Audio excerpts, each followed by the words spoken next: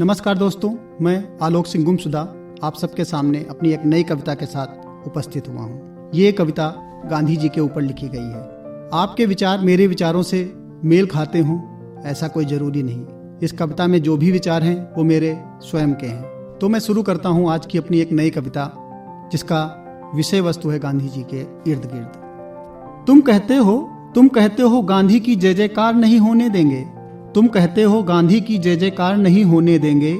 उस कायर गद्दार पुरुष जैसा अब इंसान नहीं होने देंगे।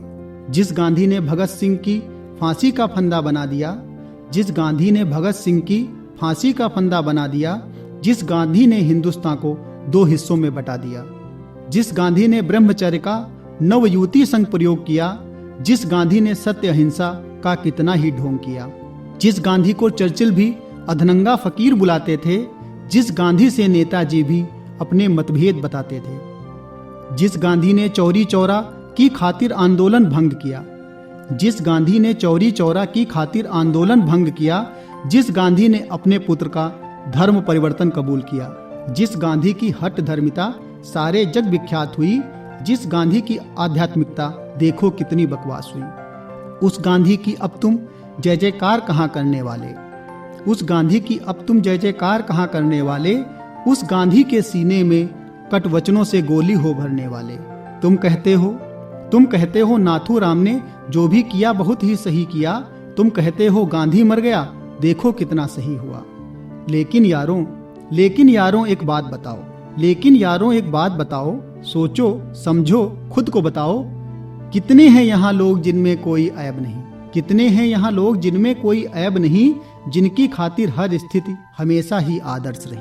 लेकिन कुछ तो बात भी होगी उस हाड़ मास के गांधी में, तभी पैर छुए फिर गोली मारी नाथूराम ने गांधी में। कितने भी मतभेद रहे हों, राष्ट्रपिता कहते थे बोस, कितने भी कामुक वो थे, लेकिन महात्मा कहते थे टैगोर। माना कि हर आंदोलन बीच में उनका रुक जाता था, लेकिन हर इशारे पर हुजूम खड़ा हो जाता था। गांधी जो आत्मकथा में सब अच्छा लिख सकते थे, गांधी जो राजनीति में अपना भी एक ऊंचा पद रख सकते थे, गांधी जो अपना जीवन खुशहाली में जी सकते थे, गांधी जो आत्मकथा में सब अच्छा लिख सकते थे, गांधी जो राजनीति में अपना भी एक ऊंचा पद रख सकते थे, गांधी जो अपना जीवन खुशहाली में जी सकते थे, अंग्रेजों के आगे नतमस्तक हो अय्यासी से रह सकते थे। लेकिन गांधी थे जो देश की जंग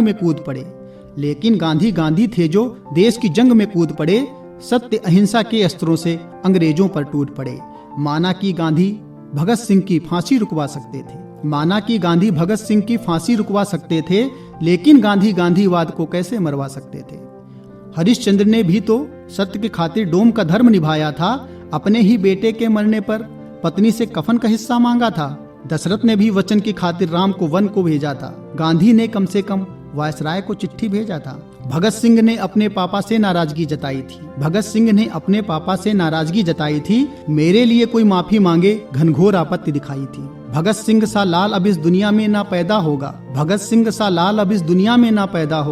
भारत माता के चरणों में उस जैसा ना बंदा होगा। गांधी जो अपनी गलती को सहर्ष स्वीकार कर लेते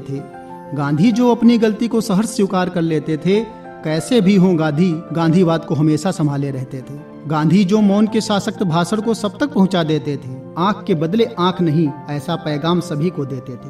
हिंदू मुस्लिम सिख ईसाई सब भारत माँ की संतानें हैं, राजनीति की दुनिया के अपने ही कुछ पैमाने हैं। हाथ में हो बंदूक तो फिर सब सीना छलनी करते हैं, विरले हैं जो आधी धोती में ही अपना जीवन यापन करते हैं। जिसने करोड़ों के पेशे को देश की खातिर छोड़ दिया, जिसने अंग्रेजों की आंधी को काफी हद तक रोक लिया।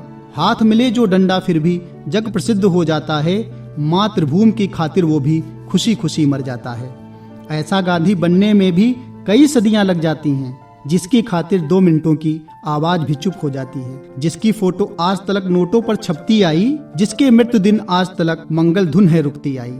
फिर भी तुम गर नफरत रखते फिर तुम कैसे शुद्ध हुए, गर हिंसा ही मार्ग चुना तो तुम फिर कैसे बुद्ध हुए। गांधी तो एक इंसान था, गांधी तो एक इंसान था जो इस दुनिया से चला गया। गांधीवाद अब तक जिंदा है, देखो कितना पला बढ़ा। गांधी तो बस एक नाम ही था, गांधी तो बस एक नाम ही था। सत्य अहिंसा उनकी जान थी, नर्म गर्म जो भी थे दल, भारत माँ उन सबकी माँ थी। धन्यवाद।